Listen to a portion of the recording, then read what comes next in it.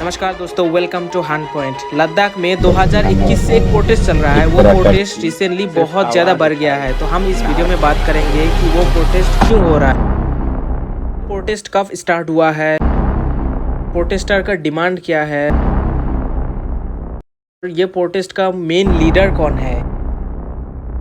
ये पूरा टॉपिक मैं सिंपल वे में समझाऊंगा आप लोगों को, क्रिस्टल क्लियर आप लोगों को समझ में आ जाएगा। पहले हम बात करेंगे कि ये प्रोटेस्ट क्यों स्टार्ट हुआ है और प्रोटेस्टर का डिमांड क्या क्या है। जैसे कि आप सब लोगों को पता है कि आर्टिकल 370 जब जम्मू कश्मीर में रिवोक किया था 2019 में, तब से लद्दाख को एज ए यूनियन टेरिटरी रखा है without giving so much autonomy. और साथ में जो लेजिस्लेटिव असेंबली एंड जो स्टेटहुड पावर है वो सेंट्रल गवर्नमेंट डिसॉल्व कर दिया है। बेसिकली लद्दाख का पूरा कंट्रोल सेंट्रल गवर्नमेंट के हाथ में गया है। तो जो भी डिसीजन आता है लद्दाख के लिए डायरेक्ट सेंट्रल गवर्नमेंट वो डिसीजन दे देता है। लद्दाख का हाथ में कुछ कंट्रोल नहीं है उन लोगों का हाथ में, मतलब वो लोग पावरलेस फील कर रहा है। और उन लोगों का चिंता है कि उन लोगों का कल्चर में कुछ मतलब बाहर का इम्पैक्ट ज्यादा ना पड़ जाए, और उन लोगों का जो एनवायरमेंट है वो बहुत हार्श एनवायरमेंट है ना, तो वो जल्दी डिग्रेडेशन मतलब खराब ना हो जाए। और भी रीजन है जैसे कि लद्दाख में अनएम्प्लॉयमेंट ज्यादा बढ़ गया है, पर ये भी वन ऑफ द रीजन है। और साथ में उन लोगों का खुद का कुछ पॉलिटिकल पावर नहीं है, क्योंकि उन लोगों का जो लेजिस्लेटिव असेंबली है वो तो डिसॉल्व कर दिया है। तो अभी जितना सारा लद्दाख का डिसीजन है वो सेंट्रल गवर्नमेंट ही कंट्रोल करता है। ये है कुछ रीजन प्रोटेस्ट करने का। अभी हम देखेंगे कि प्रोटेस्टर का डिमांड क्या है।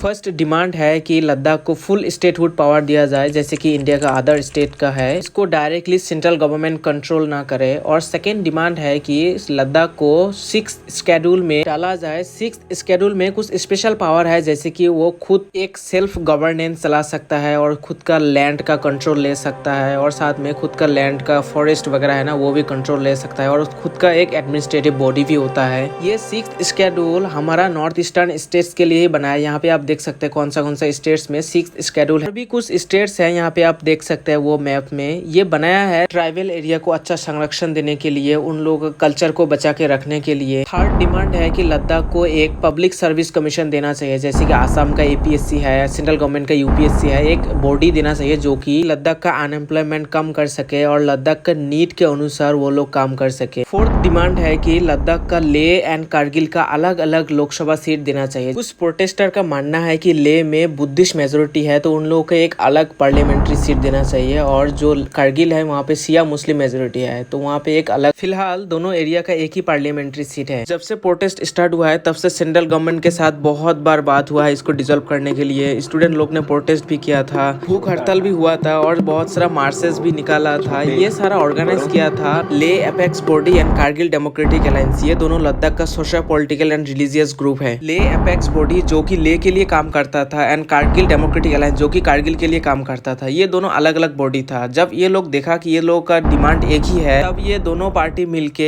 लद्दाख का डिमांड रख रहा था सेंट्रल गवर्नमेंट के सामने। उसके बाद वेरियस टॉक्स हुआ है विद सेंट्रल गवर्नमेंट, पर इन लोगों का जो डिमांड है वो सेंट्रल गवर्नमेंट फुलफिल नहीं कर पा रहा है। तब ये लोग क्या किया, दोनों पार्टी मिलके दिसंबर 2021 में पूरा लद्दाख में शटडाउन कर दिया था। तब सेंट्रल गवर्नमेंट ने ये लोगों का डिमांड सुनने के लिए रेडी हुआ था, पर ये डिमांड के ऊपर कुछ काम नहीं हो रहा था बहुत टाइम तक। तब LAB जो लेह अपेक्स बॉडी है एंड KDA जो कारगिल डेमोक्रेटिक अलायंस है, ये दोनों मिलके लेह एंड कारगिल में नवंबर 2022 में फिर से प्रोटेस्ट स्टार्ट किया था। उसके बाद भी कुछ नहीं हुआ था। फिर 2023 में जनवरी महीने में एक्टिविस्ट सोनम वांगचुक ये प्रोटेस्ट में शामिल होके 5 दिन का भूख हड़ताल में बैठ गया, वो भी सब जीरो टेम्परेचर में। सब zero temperature mean below 0 degree temperature. जो लोग नहीं जानते है कि सोनम वांगचुक कौन है, तो वो लोगों को बता देना चाहता हूँ कि सोनम वांगचुक एक बहुत जाने माने इंटेलेक्चुअल इनोवेटर इंजीनियर है, और साथ में वो एक एजुकेटर भी है। वो एक ऐसा स्कूल बनाया है कि वर्ल्ड में ऐसा स्कूल कहीं पे भी नहीं है। वो है ये स्कूल आप जो देख रहे हैं। आप सब लोगों ने 3 इडियट मूवी तो देखा ही होगा ना। उस मूवी में आमिर खान जो कैरेक्टर किया था वो था ऑलमोस्ट इसी के लाइफ के ऊपर बेस्ड। इसके बारे में कभी दिन अलग से एक वीडियो में बात करेगा। फिलहाल हम प्रोटेस्ट में आ जाते हैं। सोनम वांगचुक प्रोटेस्ट में ज्वाइन करने के बाद ये मुद्दा ज्यादा हाईलाइट किया है कि वहाँ पे सेंट्रल गवर्नमेंट ने प्रपोज किया था वहाँ पे इंडस्ट्रियल प्लान सेटअप करेगा, वहाँ पे माइनिंग प्रोसेस स्टार्ट करेगा। ये सारा बात लद्दाख के लोगों के लिए एक बहुत बड़े कंसर्निंग कंसर्निंग की बात है क्योंकि लद्दाख एक बहुत हार्श एनवायरनमेंट में सिचुएटेड है। तो जब इंडस्ट्रियल प्लांट एंड माइनिंग वगैरह स्टार्ट होगा लद्दाख में, तब उसका एनवायरमेंटल डिजास्टर होने की भी चांस है, जैसे कि जोशीमठ उत्तराखंड में हुआ है। ऐसे भी क्लाइमेट चेंज के वजह से ग्लेशियर पिघल रहा है और बहुत सारा एनवायरमेंटल डिजास्टर भी हो रहा है। तो ये सारा कंसर्निंग बात है लद्दाख के लोगों के लिए। जब सब जीरो टेम्परेचर में प्रोटेस्ट हो रहा था, उसी वक्त फरवरी में भी दिल्ली में ही सेम प्रोटेस्ट हो रहा था। इसलिए हमारा होम मिनिस्टर अमित शाह जी ने एक हाई पावर्ड कमेटी बनाया है जो कि लद्दाख का इशू को रिजॉल्व करे। उसके बाद high powered committee and Ladakh का रिप्रेजेंटेटिव LAB एंड KDA के बीच में बहुत सारा राउंड के बाद हुआ था। उसके बाद उन लोगों को आश्वासन दिया था कि उन लोगों का डिमांड के ऊपर काम करेगा। उसके बाद बहुत दिन तक कुछ नहीं हुआ, इसलिए लद्दाख का लोगों ने 6 मार्च 2024 को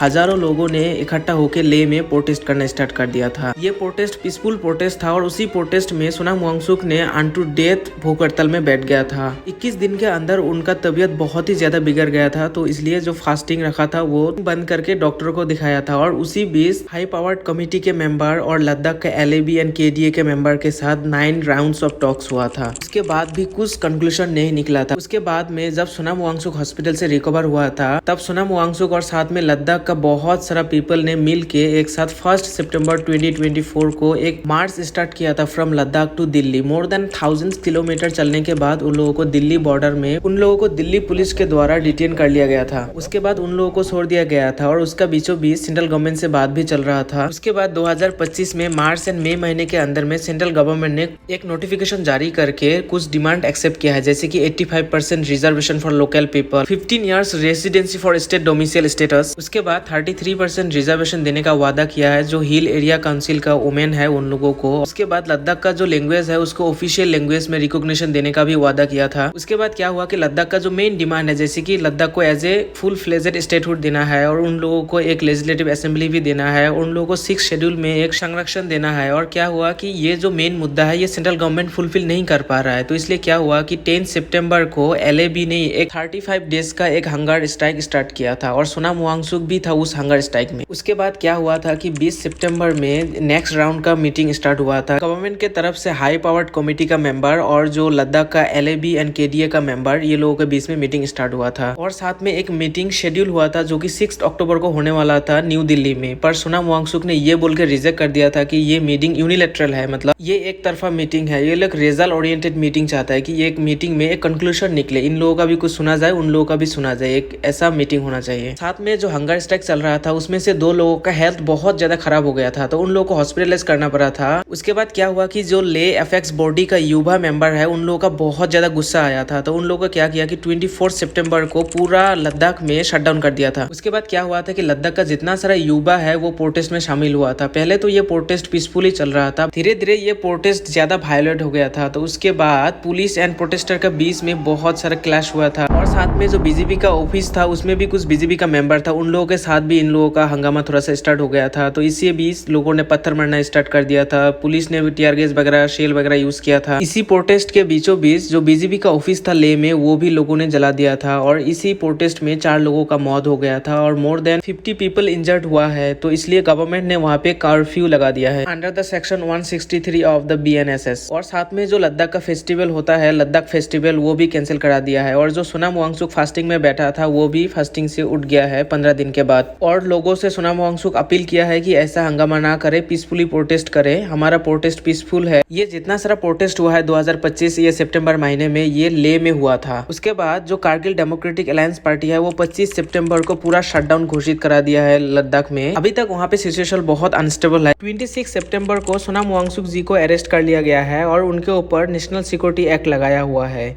और अभी उनको राजस्थान का जोधपुर जेल पे रखा है। इसमें कुछ अपडेट आएगा तो मैं आप लोगों को जानकारी देने का पूरा कोशिश करूंगा। If you have any queries please let me know in the comment section below. Thank you, धन्यवाद, जय हिंद।